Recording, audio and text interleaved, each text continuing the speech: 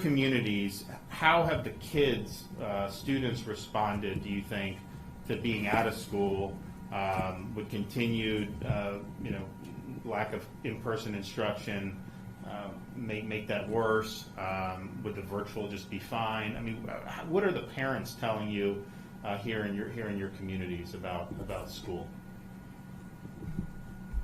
Well, I mean, kids being in school and parents having to go to work, it becomes a problem. And so if they're not at school, because I mean, really, most parents, I know when I was, when I had my kids and they were going to school, I mean, you counted on that time in order to go to work, and then you make some arrangement, before you came back. And so it's disruptive in that sense. I have 6 grandchildren, which 5 of them are in school. They seem to survive it, pretty well. I am not sure if obviously it's not as good as being in the classroom. Obviously not as good as being in the classroom, both from a social aspect and then and also from an academic aspect. And so the faster that we get our kids into school, I think the better. But again, we need to have the data. We need to know where it is we're going to be at in 6 weeks. We don't know what that is. And like I said, I have a meeting actually with the superintendent after we break up, and we're going to talk about putting together or having a group of folks advise us and him on what the steps that we need to take in order to to open up school or to keep it as virtual. I believe that what we're going to do is we're going to come up with different options, and depending on where we are at that point, okay, that we're here, then this is what needs to happen with the school. But obviously, in the classroom is much better than out. Virtual, I do believe that with virtual learning, they have a huge learning curve. And it will get better, but I don't think it'll be ever as good as in the classroom. Now, I'll spin off of that conversation, and some here talked about what the economy is going to look like after. All right, and this virus obviously was a health issue, but this virus is a huge disruptor in the economy, a long-term disruptor in the economy. And, but no better example than what's happening right here in this county. 6,000 of our employees are working at home. This is, like I told you, this is about the 4th time I've come up here in the last 3 months, okay? I used to be here every single day. And I found that I'm just as productive, probably more productive at my home than I am, here. And I think a lot of employers are finding that's the case, and things are going to change. As Mayor Galvin Suarez says, we're an economy based on getting together, et cetera. One of the things that I think is going to suffer, I think that we're not going to have as many business travelers coming to Miami-Dade. That means fewer people going into our hotels, et cetera. We obviously are the cruise capital of the world. Our cruise ships are 0 passengers right now. And so we have to establish that cruising is going to be not only going to be viable, but also it's going to be safe, because that brings in about 5 million people to Miami-Dade County every year. Our airport is the #1 economic generator of this town, and if you have fewer people traveling for business, you're going to have fewer passengers, and so that's going to be affected also. And then as if you look out the window here, you see a lot of buildings that are office buildings. And so the question is going to be, how many of those office buildings, which are pretty full right now, okay, and they provide tax base for us, are going to be full in about a year or so when the lease is up. And a lot of those businesses have been operating from home pretty well. So the economy is something that I'm kind of worried about in the future. It is disruptive, and usually when you have a disruptor, you'll find a way. Some other things will take its place, right? But without a doubt, this virus has taught us a different way to operate, a different way of being. It's also taught us a different way to teach kids. Not as good as the traditional, but it's something that we'll have to work out with the superintendent what we're going to do. But things aren't going to be the same. They're going to be different from now on. I agree with Mayor Jimenez on the issue of the impact it's going to have across the board and the interconnectivity, as Mayor Gilbert mentioned. Those cruise lines and those airline businesses, many are headquartered in my city, and they are certainly going to be, the employees there that live in Dade County, and some that come from Broward will also be impacted as we move forward. And that's kind of the same thing that I see across at the school system. My wife, as I mentioned to you, has been a longtime special needs teacher, elementary school children. And we have our youngest, our 10-year-old daughter, who is a regular student at her school in the Dade County Public School System. There's no doubt that for the younger kids, learning in person is probably, and all the studies have shown, is probably preferable. And I saw the, let's call it the experience she had these last couple of months since we shut down. It was complicated, in particular in the special needs area, to be able to deal with the number of kids you've got to deal with at one time via technological aspects, simply because sometimes the parents aren't there, sometimes it's there are different levels, the things along that type. But I also saw my own 10-year-old, our own 10-year-old daughter, also the ability to the time spent on learning probably wasn't as extensive. Having said that, I would tell you, going to your question, Governor, that there's great concern with some of the parents that if their children were to go to school, whether the science says it or not, there are people that are afraid to send their children to school and probably prefer a hybrid option at the very least. We understand that decision is really up to the superintendent. I know Mayor Jimenez, and he will work on that. And the hybrid option may seem the most reasonable one at this point. But I do think there is concern from parents. There's some parents that understand, hey, I've got to work and my kids learn better in that environment. But many others are saying, I don't feel comfortable. I see these numbers going up. And it's not just the child I'm concerned with, Mayor. It's maybe your wife is a teacher and she gets it from somebody else, or maybe the janitor or the principal. So I would tell you there are concerns. And it's not as clear as maybe we would like it to be. Now, maybe as we move forward, and maybe in August we're having the same discussion, the numbers are coming down, and this goes back again to public confidence in the process. If the public confidence is there, then I think the decision is easier. If we are where we're at today, I think there's a lot of concern from parents. Yeah, Mayor, I echo your sentiments exactly. In my community, it appears that people take safety first approach. Very hesitant to going back to school, particularly with the numbers going in the direction they're going. And certainly a hybrid option is something that they would prefer. Again, it's a safety first approach. Mayor Gelber suggested even starting the school year later, which would give everybody a lot more confidence, but they don't like it. The fact that they have to not put the kids in school, but they'd almost prefer not to in the situation we're in. And this is also a good time, almost a paradigm shift in the way we do our business. We're probably going to end up ultimately rethinking everything we do, from the way our own businesses operate, to the way we operate mass transit, to the way we deal with retail, commercial, zoning, for instance. So I don't think it's time to discuss that just yet. I mean, those are the conversations that will result once we've contained, controlled, and eradicated this disease. But certainly we all believe in the future there's going to be a different way of doing the essential pieces of business in the coming years. Right. I know the Jewish day schools probably want to get back, right? Yeah, the Jewish day schools are and most of the private schools are in a really tough spot because financially, if they can't reopen, they can crumble, and they're always on tight financial footing because of the amount of scholarships that are given out. But to answer your question specifically, is really whether or not homeschooling or virtual schooling works is really a child-specific question, and you can see it within my own home and all my children. But we also have to remember, and it's hard for any of us to get our minds around it, which is that generation operates very differently than even my generation or other generations that are in this room, in their comfort on computers and their comforts with online and virtual connecting even socially with other people. So I don't think we have to be afraid of the technology. I think it's something we have to embrace.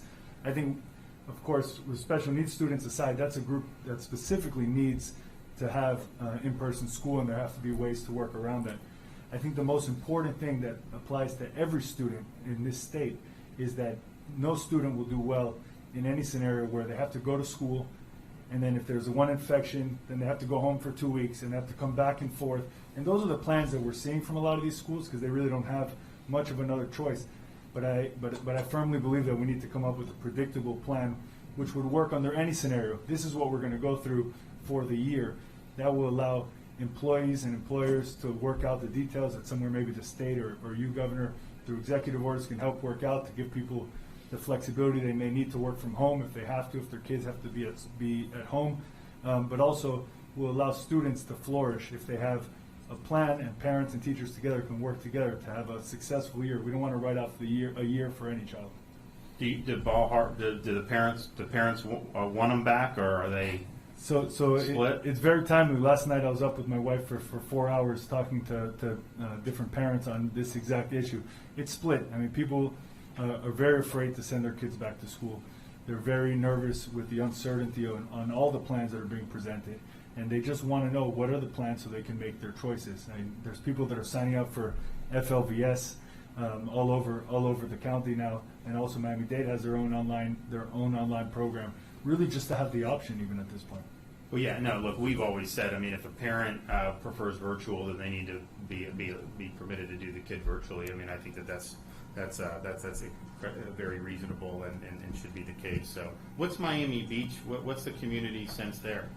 Well, the community sense in the Gelber household, because I have a high school kid and I have 2 college-age girls, and I don't even want to talk about universities because there is no question in my mind that when my daughter returns to Michigan and my mother just graduated, but college campuses I think are going to be unconstrained in terms of the spread. I don't see how anyone gets their arms around that because it's a cohort that literally doesn't listen almost instinctively to us. At least I have found that experience in my home. But I want to talk. I want to address them because I think it's a good example. I don't think the messaging on this has been great for this reason. You know, everybody wants their kids back in school. It's so important to the economy. People can't go to work because their kids are at home. So obviously everybody wants that. But the problem is that when we you know, like the White House said the other day, they're going to withhold money if you don't, if we don't open up our schools 5 days a week. And even the messaging statewide is of concern to me because I agree that parents have to have the choice about their children's safety and future. But we do send a message to them when we say to them, we're going to open up your schools. We'd let them know that it's safe for them. And I'm not sure all of our parents feel like they know, frankly, if it's going to be safe or not. The question I get from everybody is it safe? And I immediately say, I was a federal prosecutor, I'm not a doctor. And I send them, but I try to give them the information, and in my own messaging, I have included video clips from pediatricians who are knowledgeable on this. They have to be given the information, but they shouldn't be telegraphed through messaging that it's just fine to send your kids to school right now. Because until doctors tell me it's fine to send my kids to school, until health experts say it's good for the community, there's enough risk and only a little risk such that you ought to do it or you ought to consider doing it. Until we get that from experts, we shouldn't be sending mandates out into the world because that telegraphs one thing that we don't want to telegraph, which is go ahead, it's fine, the green light is out. Because I don't think that's helpful. I think it's a matter of, there's risks in everything. What's the level of risk to kids, to school-age kids, and I think we've seen that now with enough experience to know that the risk is fortunately low. Now that doesn't mean that there aren't other things. There doesn't mean that you're not dealing, with the adults. But I do think that it's been pretty clear in the data, and I don't think very many pediatricians would say also that. Particularly absent a significant comorbidity for whatever reason, those 18 and under are at significantly less risk than certainly the 65 and under and even the general population. That is just something that I think that we should understand. I think that should be put out there. And I don't think that we should try to scare parents and act like somehow that this is more of a threat to their kids than it actually is. It's a serious pathogen overall, but for whatever reason, the kids are at lower risk. And I think we've looked at also a lot of the studies that have been done in Europe, and now they have experience with kids being in school about are kids effective transmitters. You know, when we did the schools in mid-March, people kind of understood, well, I think a lot of parents were really concerned, understandably, because it was a new pathogen, but the data was pretty clear about the risk to the kids, but the transmission was something that was not really well known. And an influenza outbreak, that's like the primary way it spreads throughout the community is in schools, take it to their parents, their teachers, and all that stuff. And they're just not finding the kids to be major vectors. So again, that doesn't mean that answers everything, but I do think that those two things are pretty clear. That's why the CDC director has said, there's more risk not opening them than opening them, and that's why obviously other folks, are looking to do that. I've also, told the mayor, this is obviously a different situation here than some other parts of the state, but fortunately, for whatever reason, the Spanish flu wasn't like this. Hell, H1N1 was more than this has been for under 18. But that is fortunately they're at very, very low risk. But 16, 17, and 18-year-olds are part of the high school cohort, and I guess my point is that I think our superintendent is going to be making this decision with exactly the kinds of considerations you're talking about. So rather than say we're all doing it, I think it's important to not suggest that we have to do it notwithstanding anything. I think it's important to message and let that happen in our county, because right now I think there is a lot of conflict because people were listening to the Secretary of Education say everybody's going to have to go to school. And some people are saying, well, my 16 and 17-year-old, my 18-year-old is a high school senior. Am I going to have to send them to school or violate the law? And no. That we know that. I've been very clear in Florida under the circumstances. Every parent has the option to make these decisions, and no parent should be forced. They have to make decisions about what they think would be a good environment for the student. And if virtual is the decision, then they have every right to do that. And I think that needs to be standard. And I think that is something that without question, we're going to embrace. Mayor? Yeah, I would. I'm sorry. We're using school as this generic term because it's kids going to school. But when you break it down to its component parts, it's cafeteria workers, and it's them touching the same keyboards, and it's their personal interactions, and it's teachers, and it's bus drivers, and there's so many other things, and we know so little about this disease. And I know there's been some study on this, but this conversation goes, when you say there's a minimal risk, this conversation goes terribly different if one child contracts COVID-19 in a school and dies. If one child, I can't imagine having this conversation. So we have a very, very capable superintendent, Alberto Cavallo, my school board member, Steve Gallen. I know they're going to consider all of those things, but it's very difficult as a parent. And this is a parent who I really want my son to be back in school. And he really wants to be back in school. I think all parents want their kids back in school. The question is, how do we send them there? And there's this thing there that we can't see, that the chances are low, but it could affect them. How do we make that decision? And so I think that you're right. It should be every parent's choice. And if a parent chooses virtual school, there should be no penalty for that. But then we have to consider as a government, and from a government perspective, and the school board, I guess, is going to have to tackle this, and you as the governor are going to have to tackle this, how you fund that halfway system. Because when you start opening up those schools, that means there are going to be some extra cleaning requirements, some extra safety requirements, some extra precautions that have to be taken. Oh man, CARES Act money has been, it's on the way. I think we're going to probably need some more, and please tell them that in Washington we're going to need some more. Those are things that we have to look at from our perspective, from an educational perspective. The superintendent, and I hate to give people the impression out there in the public that we're going to make this decision, because they actually think that mayors are like the rulers of the entire world. They think we run the Social Security system, and they think we run everything, and we don't. This is going to be in their purview. But the things that they have to consider are massive. They're massive, and I think it's very difficult knowing as little as we do about the novel corona COVID-19 virus.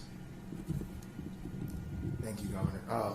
I think one of the things that we talked about in the room back there is that we need to do this, hopefully once a week. In other words, have this kind of conversation if you can once a week. And I think the next time we have it, probably should be sitting, not that I don't love seeing my good friend Carlos Migoya, but maybe the superintendent should be sitting at that chair, and we should have a conversation that is based, primarily about this issue. As a parent, I can tell you you always start this discussion as a parent. I have young children like you do. My wife is probably not going to put her 2-year-old in preschool, and she was showing me a desk that she was thinking of buying for my son's room so he can learn virtually. And so that's always where you sort of start the conversation. I know that there's a lot of families in our community that don't have the resources, right, to be able to work and provide for their own families and at the same time have sort of in-home teaching. And I think that's a struggle, and that's certainly a big issue. But I do think one of the things that the superintendent said on national television the other day that I found interesting was he said that under the CDC gating criteria, the schools would not be open under phase 1.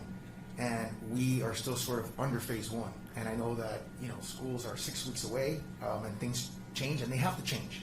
Because I'll tell you, the last thought that I had, and before COVID, everybody wanted to come to Miami.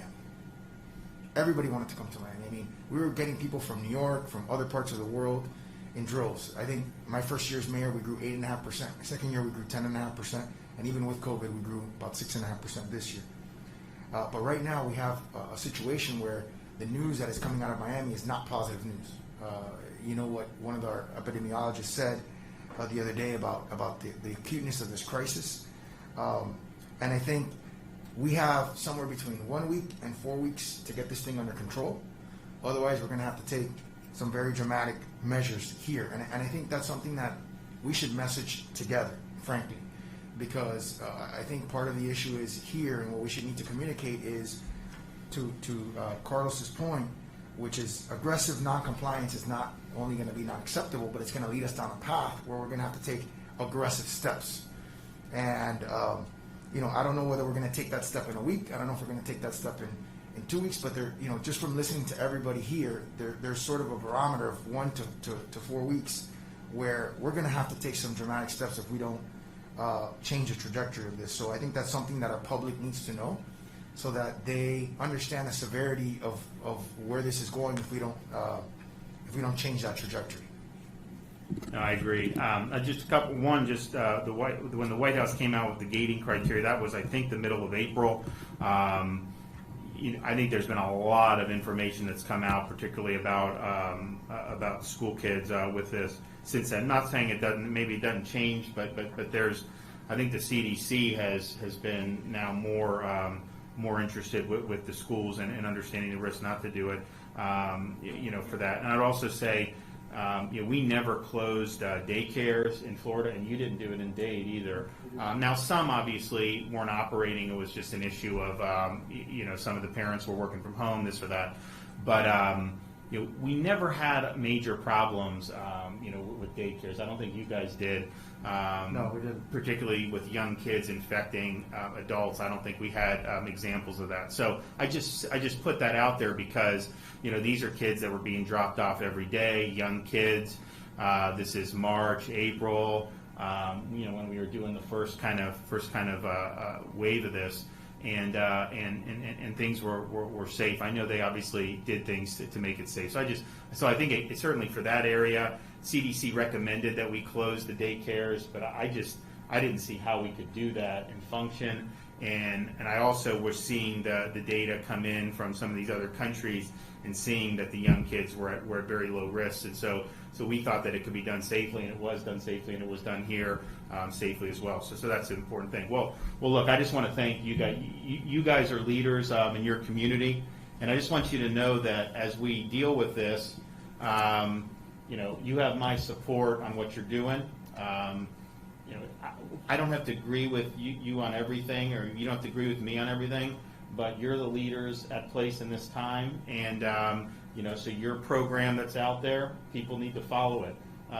They should do it, follow the regulations, wear the facial covering, socially distance, making sure that we're protecting our elderly. Doing those things and just having the sense of purpose about it, will make a huge difference. In your communities, you know, I want your folks following your leadership when you're putting things out. And I think that that's very, very important. And I think if people do that, you know, I think you're going to see improvement here. I also would just say, look, this is a challenge. I know there's a lot of people that are anxious, and I get it, and I know a lot of people up here get it. But we're absolutely going to be able to get through this. This is a very resilient community, and the folks who want to come to Miami, they're going to still want to come to Miami because they're going to see that this is a very, very strong group of people, both at the county and all your city levels. And so we're here for you. We view this, as I said at the beginning, as kind of the focal point of the response effort at this point. We do have issues throughout the rest of the state. We're helping with personnel, a whole bunch of other stuff there as well.